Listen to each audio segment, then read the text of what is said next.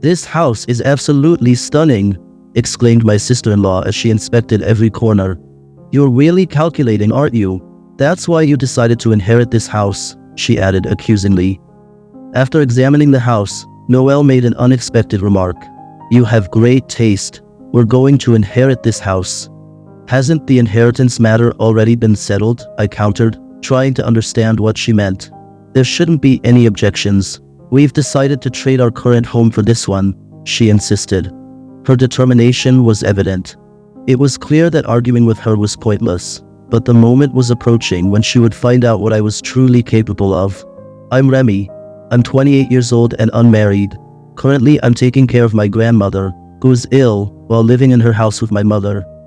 I have a married brother, Mark, but since he found it difficult to support our grandmother, I took on the role.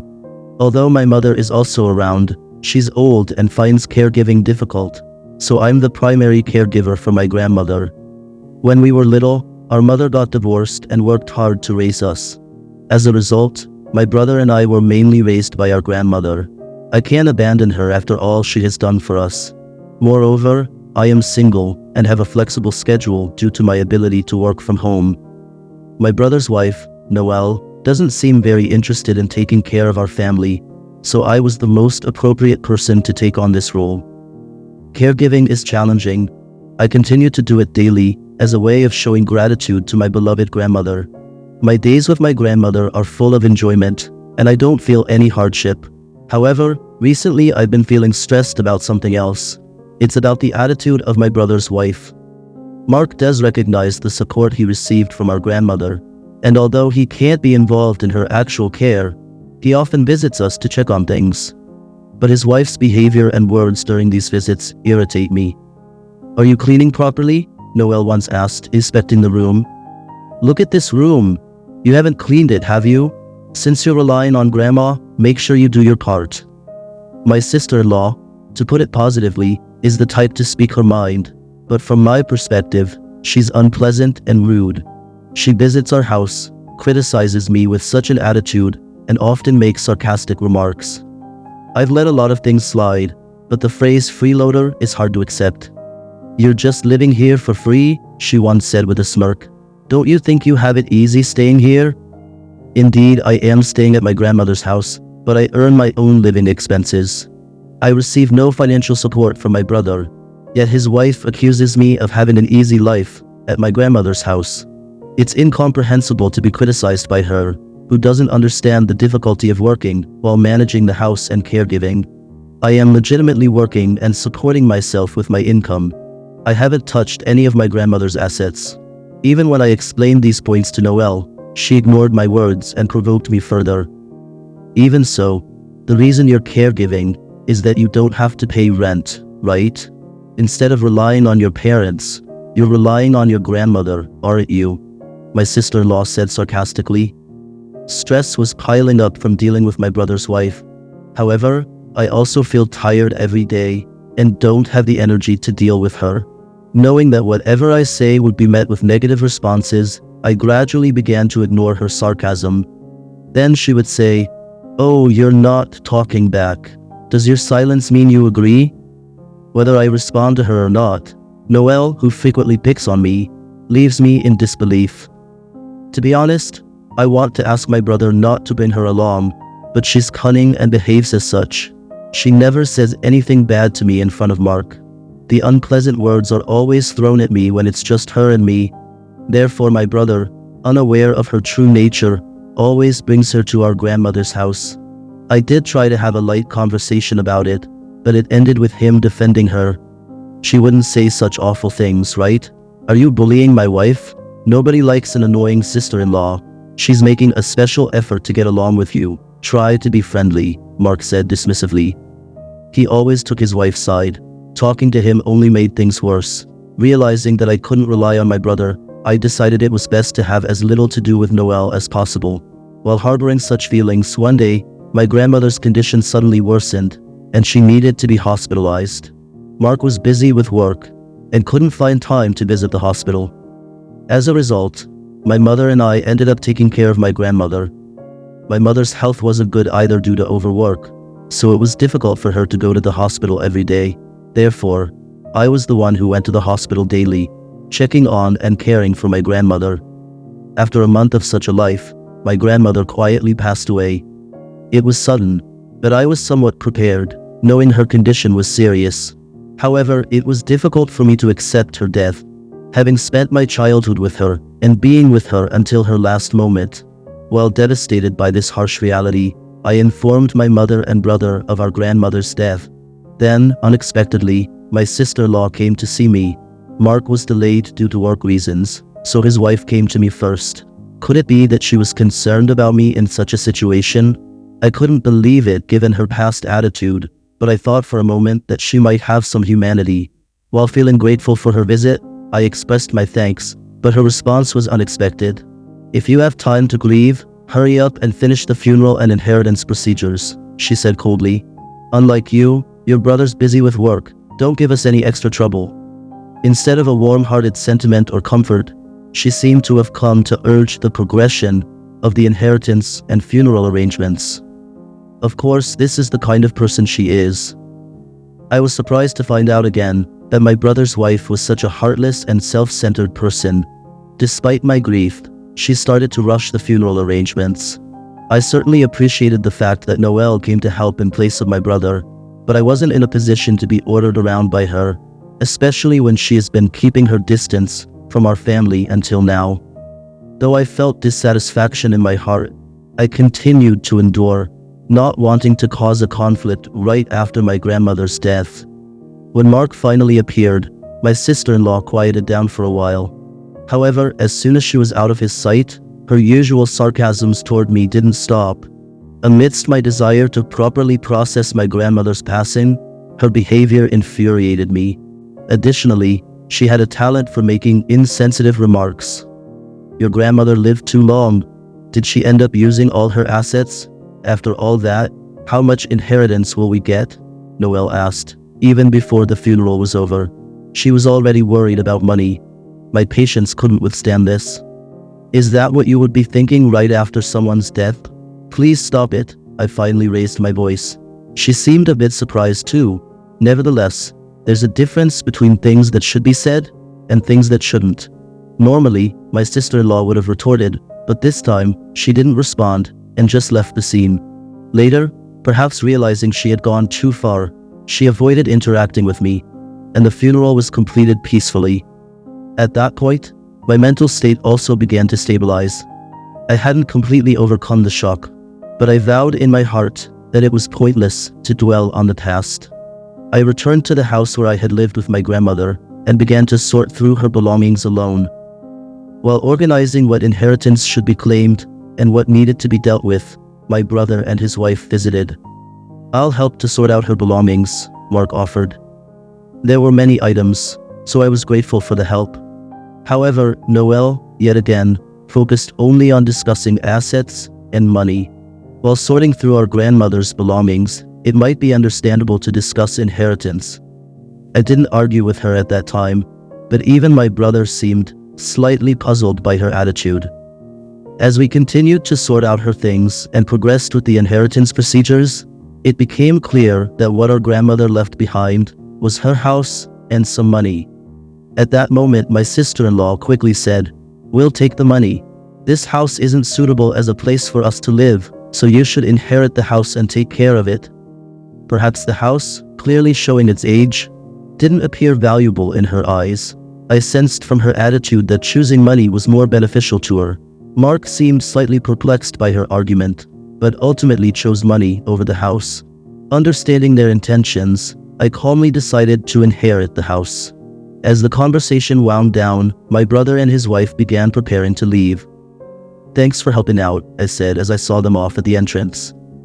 Just as they were leaving, Noelle leaned close and murmured with a smirk, "Too bad all you got was this old house. But hey, at least I walked away with the cash. Was looking after your grandmother even worth it?" With that, my sister-in-law turned and walked away, her words laced with disdain. Her contempt for me was unmistakable to the very end. That day, I made a silent vow. No matter what the future holds, I will never forgive her. In the following months, I continued to live with my mother in the same house. It felt quiet without my grandmother. On a particular day, my mother was away on a trip with her friends, which added to the stillness within the house. As dinner time approached and I was about to head to the kitchen, the doorbell rang. Who could it be? I wondered as I headed to the entrance, where I found my brother's wife standing alone. My brother was not there. She had come alone. Good evening. Is something wrong? I asked in surprise, opening the door to find her already stepping inside. Hey, why did you keep it a secret? This house is amazing, Noelle exclaimed loudly, inspecting every corner of the room. You're really calculating, aren't you? You knew this would happen. That's why you chose to inherit the house. Her words were always laced with criticism towards me. Perhaps she was surprised by the transformation of my grandmother's house. From that surprise, she directed her grievances at me. In truth, after my grandmother passed away, I earnestly renovated the house. Recently, more and more people have been customizing and renovating homes themselves. I was also interested in this trend and, though a beginner, decided to give it a try. Fortunately, a friend who worked in construction lived nearby. With his support, I was able to finish the house to my liking. This house was something my grandmother was proud of. When she was alive, she used to say with a smile, "Grandpa was particular, so the carpenter chose and used good quality wood for this house." My grandfather had a particular preference for wood, and his acquaintances at the construction company were highly praised for their skills. I respected my grandparents' wishes and went on to renovate the house. The renovated house looked like luxurious accommodation. While incorporating modern design, it maintained the presence of my grandparents. This house, which my grandmother cherished, also became a valuable place for me. After looking around the house, my sister-in-law made an unexpected remark. "You have great taste to renovate the house like this. We'll take this house as our inheritance." Wasn't the inheritance issue already settled? I asked, struggling to understand what she was saying. She then said assertively, "Listen, we've decided we'll exchange our current house for this house. This house will be my husband's inheritance. You agree, right?" She was pressuring me as usual. "There shouldn't be any objections because it's an exchange," she insisted. "We'll start moving immediately. Sort out your belongings and leave soon." My brother's wife repeatedly said to leave, as if she had gone mad. I reiterated the facts about the inheritance, but she seemed to intentionally ignore them. Her determination was clear. She wouldn't budge, no matter how much I tried to persuade her. She believed that not yielding would make her point. It was obvious that arguing with her was pointless. Deciding that further dialogue was impossible, I chose to temporarily retreat. "Understood. Then I'll leave this house," I conveyed to her, and started organizing my things. "You've got it now. Please don't waste any time," she demanded, a wave of relief crossing her face as she saw me cooperating. Her expression softened into a smile. Ignoring her smug expression, I pretended to collect my belongings and walked to the garden shed. From there, I took the tools used during the renovation and headed back inside, where Noelle was waiting. Seeing me holding the tools, she was momentarily surprised, but soon urged me to hurry. "You can move those tools later. Just clear the room for now," she continued. "I understand. I simply needed these to collect my personal belongings," I replied, and slammed the tools into the large living room wall. My sister-in-law looked shocked, unable to grasp what was happening. Ignoring her astonishment, I began removing the wall materials. At that moment, my sister-in-law screamed in shock, seeing me destroying the house. She attacked me in fear, raising her voice. "Wait, you! What are you planning? What are you trying to do?" she yelled, desperate to stop what I was doing. While holding her back with the tool, I explained, "All the materials for the house renovation were paid for by me. They are my belongings, so I will collect them all." "That's not what I meant. Stop the destruction." Noelle continued to scream but didn't come closer to me. Ignoring her cries, I continued to strip off the wall components. As I was about to start working on the floor with my tools raised, my brother appeared. I had called him immediately when I had left my sister-in-law alone to fetch the tools. "What's going on?" I could hear loud voices from all the way outside, he said as he entered the room. Seeing the state of the living room, he looked astonished. What happened to both of you?" Mark must have been greatly surprised to see the damaged room, me holding a tool, and his wife crying next to him. She quickly told him what had happened. "This person is dangerous," my sister-in-law yelled, pointing at me. It was natural for him to feel suspicious of me under these circumstances. However, his wife was the reason I behaved like this. She suddenly came today and told me to leave the house, I calmly explained. I didn't expect the house to be renovated, and I can't accept the fact that it was inherited in a secretive way, Noelle exclaimed indignantly. That's unfair. Therefore she should leave and we should live here, she added. Hearing my words, she started making incomprehensible comments in front of my brother. Listening to her contradictory statements, Mark fully supported me.